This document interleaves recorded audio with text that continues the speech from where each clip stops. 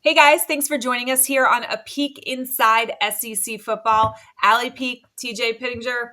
We are down to the semifinals of the playoffs. We have two really good games coming at you later on in the week. So we're going to talk about our early predictions, early look at these two matchups. First, we've got Notre Dame and Penn State. And TJ, this is like every blue blood football player's dream, right? Like this matchup, I feel like it's such a traditional Northeast matchup. And truly it's going to kind of be defense on defense, right? Like strong on strong. That's what these two teams are. I don't know that either is going to be putting up a bajillion points, but they sure as hell are going to be beating the crap out of each other, right? Yeah, as physical as you've seen Penn State play so far, and then as physical as Notre Dame just played against Georgia. Yeah. We're recording this right after that game tonight. Yeah, that feels that way. People are going to be in the comments saying Midwest, though. By the way, instead of Northeast, but Northeast. they're going to get mad at that. So I'm going to correct and say Midwest, so that Sure. don't comment below. Comment something else. But yeah, no, I mean, yeah, I think it's two teams that you're trying to figure out exactly what they are. Like Notre Dame won, and they won in convincing fashion tonight. Their quarterback didn't have 100 yards passing, and they scored 7 points offensively, right? And that came off of a turnover down inside the 15. Yeah. And then we've talked about with Penn State, they have let teams drive down consistently and given up a ton of yards And and no then blowed break. up in the red zone. Yeah. And they've scored a lot on turnovers and stuff, which again, Notre Dame did that tonight too. So I think it's two teams that match up very well together. I think it's two teams that have really good defenses, have really good rushing attacks, two quarterbacks that play very differently, but can be very, very effective at times. And yeah, like you said, like this is we knew that no matter who won tonight between Georgia and Notre Dame, that it was going to be a defensive and running type game against Penn State. We just found out tonight that it is going to end up being Notre Dame. So, but it is a fun matchup. Like tonight, there were what, 33 points scored in this game. I think it'll be another low scoring game with Notre Dame and Penn State down in the Orange Bowl. And I think it'll be a ton of fun. Yeah. Oh, it's going to be what a cool arena for it to be on South Beach. These playoffs have gotten more exciting than I was maybe expecting. And now obviously down to the semifinals, you got the best four, right? The best four left and so these games are automatically going to get better. They're not necessarily the blowouts we saw the first round, but truly this quarterfinal round, we saw some really cool fireworks that I didn't maybe necessarily expect to see. Notre Dame and Penn State both playing really, really good, similar football right now. So if you had to pick one thing that you think is how you shut down, let's say Notre Dame, what is it? Yeah, I mean, I think the X factor for Notre Dame is Riley Leonard's legs, right? And so like that's so hard because they don't use his legs if they don't need to. And I thought their offense struggled against Georgia until they started doing it. Yeah. Jeremiah Love is still really good. They've got really good weapons. Their offensive line is really good. Yeah. But when his legs start to get going, like that's what makes it really tough because he's quick. We talked about he got around the edge against Georgia on that 3rd and 7 late in the game.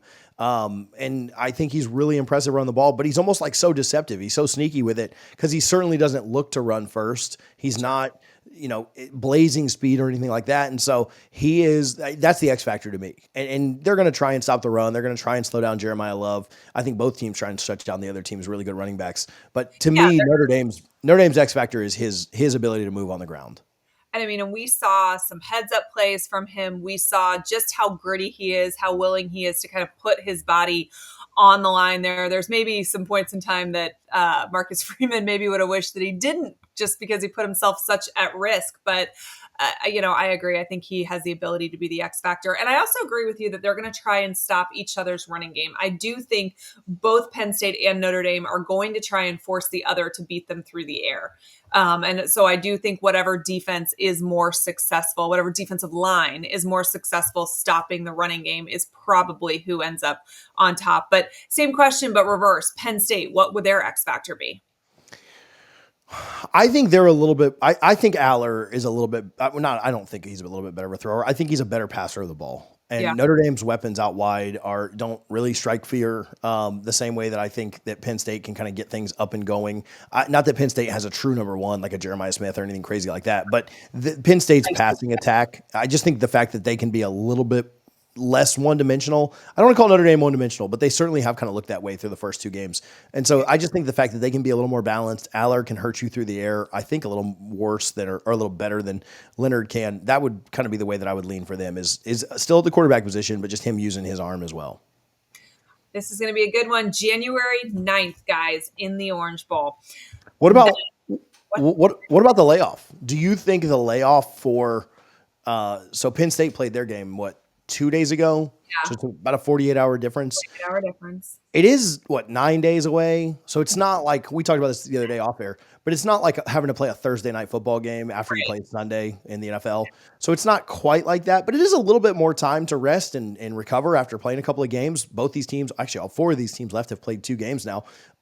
What do you think how much does that matter? I mean, honestly, after watching all four teams that got a bye lose just now, I almost think it's better to have less rest, right? Like we've listened to, talking heads like ourselves for the last couple weeks debate rust versus rest.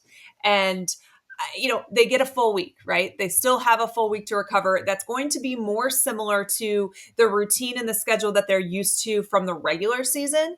And as long as you don't have any major injuries that you're trying to like quickly recover from for a key player, your quarterback, your running back, something like that, I really do feel like maybe in these playoff situations, more time is not necessarily better, right? Now they do get the earlier game, like this game is one day before Texas and Ohio State play, so that maybe that's kind of unfortunate for Notre Dame that that's just the way that the cookie crumbled. But I don't think it's going to be a huge factor here. Yeah, I kind of agree. Like Marcus Freeman's not going to come out and say, "Well, we had less time." Now Kirby probably would because he likes to Because he's a whine whiner. about things. Yeah, Right.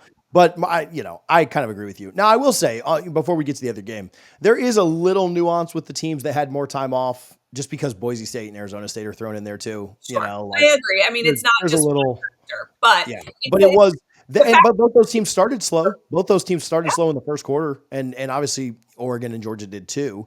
Yeah. So again, maybe even more nuanced, thinking that Oregon's I going up mean, against the the biggest Death Star factor right is that now. the seating for this was asinine, and Yeah, hopefully that will be something that changes moving forward.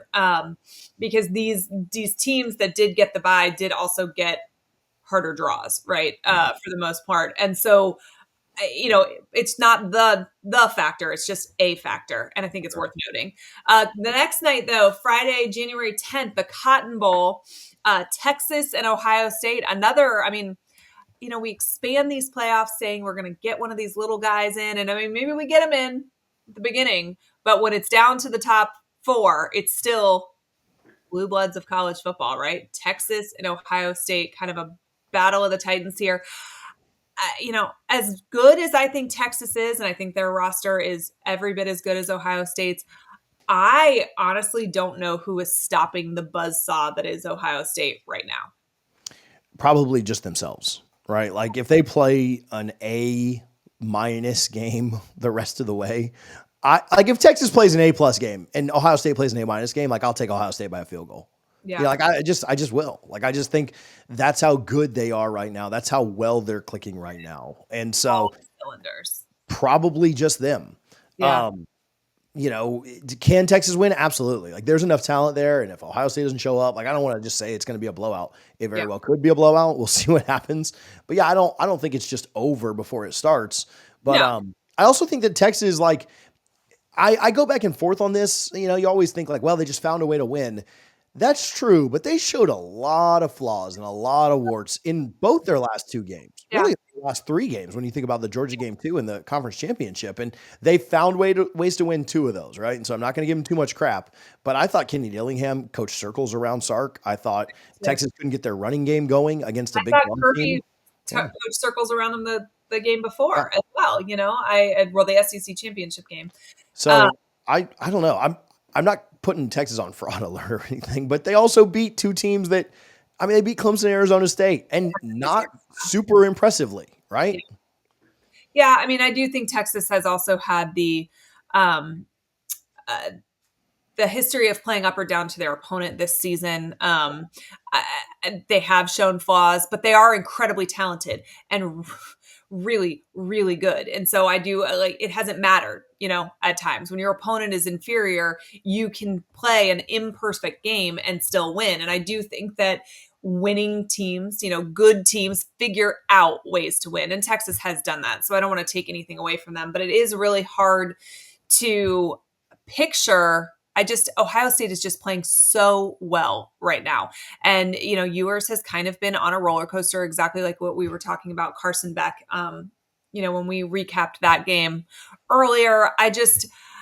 Ewers has to play a perfect game. They've got to come up with a recipe for shutting down Jeremiah Smith. It feels like Impossible. They're just going to have to outscore them. they got to try though, right? It feels like Ohio State finally has that recipe for success. And I think, we've talked a lot on this channel about, excuse me. We've talked a lot on this channel about the comments that Saban has made about the Ohio State fan base and just being so crazy and off base and, wanting Ryan Day gone and the loss to Michigan. And I think what we're seeing now essentially is that the crux of the complaint for Ohio State fans is that this team had this capability all season and we weren't seeing it until now, right? What we're seeing now, we could have seen all year long and we didn't, but whatever was not clicking on all cylinders, they figured out the recipe for success now, right? Yeah, I mean, they just seem so much more aggressive. They also seem pissed off, right? Like they seem like they let that Michigan loss and all the talk and all the rumors and all the galvanizes the locker room better than the outside noise. But it can do one of two things. Like it could do the other thing. Like they could have gone out and played with their head up their butt and lost to Tennessee. I know that's hard to imagine now, but like no, it certainly had the positive effect on them and went the other way. And so I think that is commendable. I do think Ryan Day's a heck of a coach. What's funny is watching all these other teams. If Ryan Day loses to Michigan, maybe they'll fire him and we can get him. So it's like everybody else wants the guy. Exactly. Yeah. So he's a good coach and they have been much more aggressive. Chip Kelly's done a good job with that offense. And like I said, you remember what Clemson's wide receivers, those freshmen that are good, but certainly not on Ohio State's level, did in that second half.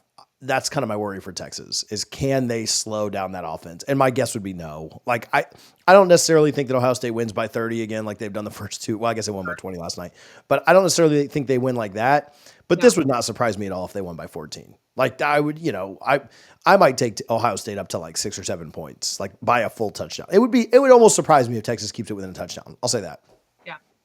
Well, we will give some score predictions later in the week. I won't make you commit to anything just now. But guys, make sure that you are subscribed to A Peek Inside SEC Football. We appreciate all of your support. We'll be back on Wednesday to talk about, is Wednesday our next thing or Sunday? What day of the week? Sunday. It's this weird. What day even is it right now?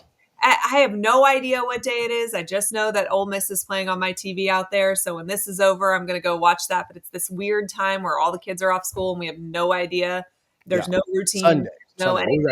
Sunday. We will see you guys live on Sunday where we'll go a little bit more in depth about these matchups. But we appreciate you tuning in. Like I said, make sure you're subscribed and we'll see you guys real soon.